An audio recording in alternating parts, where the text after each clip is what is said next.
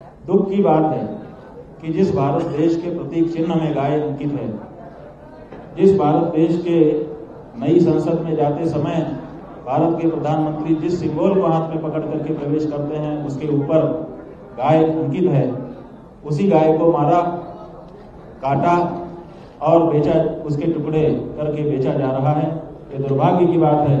इसलिए हम ये चाहते हैं, और हम चाहने का मतलब है भारत देश के 100 करोड़ लगभग सनातन धर्मी और दूसरे लोग मिल करके चाहते हैं कि भारत देश में जो सम्मान गौ माता का प्राचीन काल से रहा है उसको पुनः प्रतिष्ठित किया जाए उसी सम्मान पर, और गौ हत्या को दंडनीय अपराध घोषित किया जाए।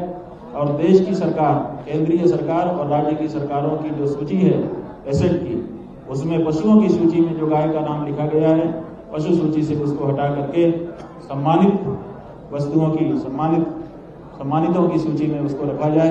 ये हमारी मांग है और माता के रूप में हमने सदा से उसको कहा है, इसलिए राज्य माता अथवा राष्ट्र माता के रूप में उसको निरूपित किया जाए।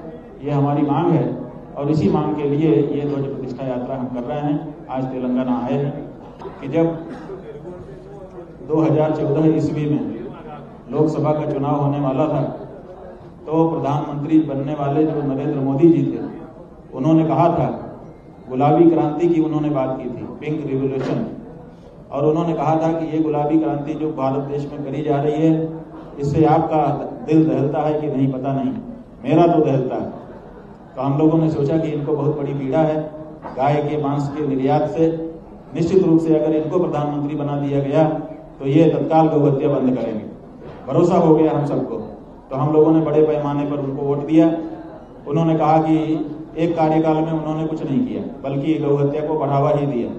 तो हम लोगों ने उनसे पूछा, उनसे माने उनके लोगों से, तो उन्होंने कहा कि अभी हम पहली बार सरकार में आए हैं, दूसरा टर्म अगर मिलेगा तो हम करेंगे।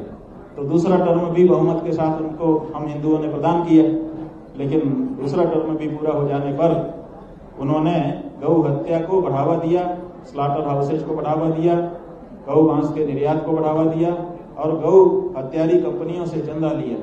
तो इसलिए बड़ा आश्चर्य है कि जो व्यक्ति इस तरह की बात करता था वो इस तरह का कैसे हो गया। ऐसा है कि हम लोग भी यही समझ रहे थे कि यूपी में गौ हत्या बंद हो गई, लेकिन जब हम अरुणाचल प्रदेश गए तो अरुणाचल प्रदेश में एक विद्यार्थी बच्चा आया सामने, उसने कहा कि शंकराचार्य जी हमारे यहाँ आ रहे हैं गौ हत्या बंद कराने, लेकिन उनको सबसे पहले उत्तर प्रदेश जाना चाहिए, क्योंकि हमने अनुसंधान किया है और अनुसंधान करके जाना है।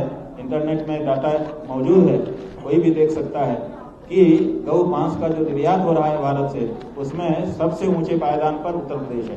तो हम लोगों ने तत्काल आंकड़े देखे, इंटरनेट से निकाल करके, उसकी बात सच निकली। फिर हम लखनऊ गए, लखनऊ में जाकर के हमने कहा कि अरुणाचल प्रदेश का वो बच्चा हमसे सवाल कर रहा है कि उत्तर प्रदेश में सबसे ज्यादा गौ मांस निर्यात हो रहा है, तो उसको क्या जवाब दें, हमको बताया जाए। लेकिन इस बात को बताने के लिए कोई आगे नहीं आ रहा। देखिए, हम ये पहले तो जागरूकता फैला रहे हैं, पहले तो हम चाहते हैं कि सबके मन में जो प्रश्न है वो स्पष्ट हो जाए, एक जागरूकता वातावरण बने।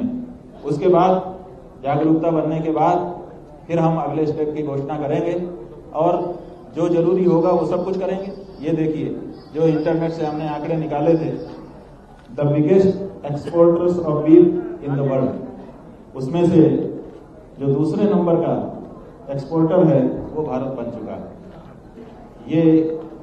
ये काम हुआ है बहुमत की हिंदू सरकार के समय में। कैसे हम इसको हिंदू सरकार कहें, ये प्रश्न उठता है। और इसी तरह से ये दूसरा एक डाटा है, सब कुछ आंकड़े साफ हैं, बहुत आंकड़ा दिखा के हमको बताने की जरूरत नहीं है, क्योंकि बहुत स्पष्ट है कि कहा क्या गया था और हो क्या रहा। और इससे हम हिंदुओं के मन में बहुत बड़ी पीड़ा है और अपनी उसी पीड़ा को दूर करने के लिए, पूरे समाज की पीड़ा को दूर करने के लिए हम निकले हुए।